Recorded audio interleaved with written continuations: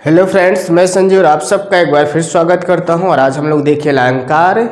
बच्चों को मैसेज आ रहा था कि सर अलंकार पढ़ा दीजिए। अलंकार की मैंने एक वीडियो ऑलरेडी डाल रखी है, उसको ना देखे हो तो देख सकते हैं आप लोग। और अगर आप किसी भी क्लास के हैं जिसमें अलंकार आ रहा, सभी के लिए यूजफुल है। ये आपका हमने लिख रखा 12वीं का जो पेपर में आने वाले हैं, और ये 10वीं का जो आपके ब्लू प्रिंट में सिलेबस दिया गया है अलंकार का, वो चीज़ें इसमें 5 आ रहे हैं, इसमें 4 आ रहे हैं, लेकिन इसके अलावा भी आ जाते हैं। तो आपको सभी को ध्यान रखना है, ये सभी के लिए यूजफुल है। तो हम लोगों ने पिछले वीडियो में संदेह अलंकार और आपका भ्रांतिमान अलंकार कर लिया था, और आज हम लोग करेंगे इस वाले वीडियो में विरोधाभास और व्यतिरेक अलंकार।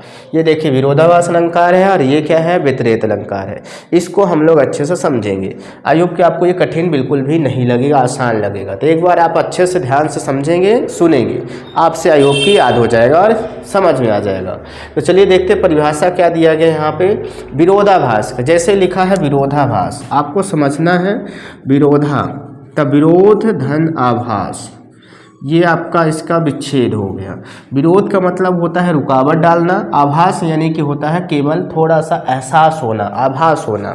यानी कि यहाँ पे विरोध का आभास होगा, हकीकत में नहीं होगा, विरोध का केवल आभास होगा। समझ रहे हैं?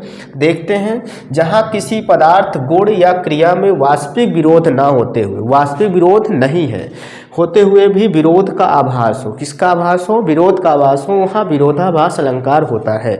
यानी वास्तविक विरोध नहीं होगा, लेकिन देखने से, सुनने से, पढ़ने से आपको विरोध सा लगेगा। जैसे आपको यहाँ पे 3 एग्जाम्पल मैंने लिखा है, जो सबसे आपको सरल लगेगा और समझ में आ जाएगा, वही चीज़ आपको याद कर लेना। जैसे सबसे छोटे वाले की बात करें, अगर ज्यों खर्चे त्यों त्यों बढ़े बिन खर्चे घट जाए। हम लोग जनरली देखते हैं यहाँ पे क्या करें, खर्चा करने की बात करें, कह रहा खर्चा करोगे तो बढ़ेगा और नहीं खर्चा करोगे तो घट जाएगा। इसका मतलब है कि भाई हम लोग तो सोचा करते हैं कि बिना खर्चे से बढ़ता है और खर्चा करने से घट जाता है। हमको यहाँ पे केवल पढ़ने से, इसका अर्थ जब तक हम नहीं समझेंगे, केवल पढ़ने से हमें लगेगा विरोध हो रहा है यहाँ पे, यानी कि हमको उल्टा बता रहा है ये। लेकिन अगर इसका अर्थ हम समझें, यानी कि कह रहा है ज्ञान, ज्ञान जो विद्या होती है आपका, उसके बारे में कह रहा है। जैसे मेरे पास ये, हम इसको, हमारे पास इसका अनुभव है, नॉलेज है, हम आप तक शेयर कर पा रहे हैं, ठीक है। जिस दिन शेयर करना बंद कर देंगे, ये हमें धीरे धीरे भूल जाएगा। तीसरी प्रकार कह रहा कि जो खर्चे त्यों त्यों बढ़े, हम खर्चा कर रहे हैं नॉलेज को, तो वैसे हमको और ज़्यादा हमसे बनने लगेगा, ठीक है। अगला दिया है इसमें, मैं निज रोदन में राग लिए फिरता हूँ, शीतल वाणी में आग लिए फिरता हूँ। यहाँ पे भी रोदन, निज रोदन में कह रहा निज रोता है और राग लिए फिरता है, और अच्छा गाना गाता है, या राग अच्छा सा उसका विचार है। शीतल वाणी में आग लिए, शीतल वाणी में आग कैसे हो सकता है भाई, यहाँ पे विरोध सा हमें लग रहा है, लेकिन है नहीं ऐसा।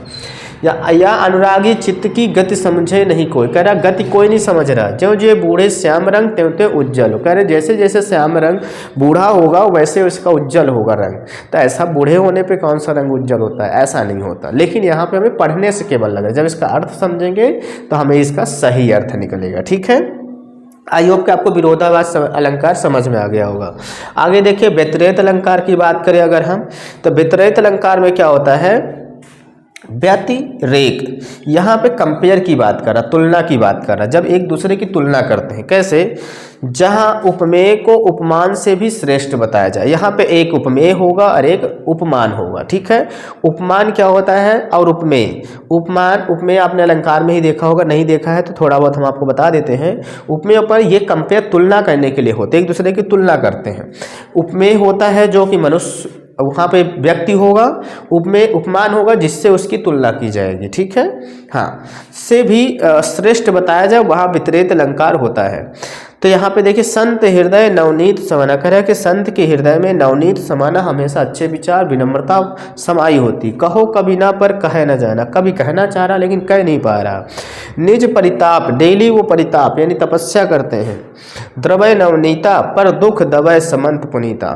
तो यहाँ पे यही कह रहा कि संत, यहाँ पे, यहाँ संतों यानी संत उपमेय है और यहाँ नवनीता जो है वो उपमान है।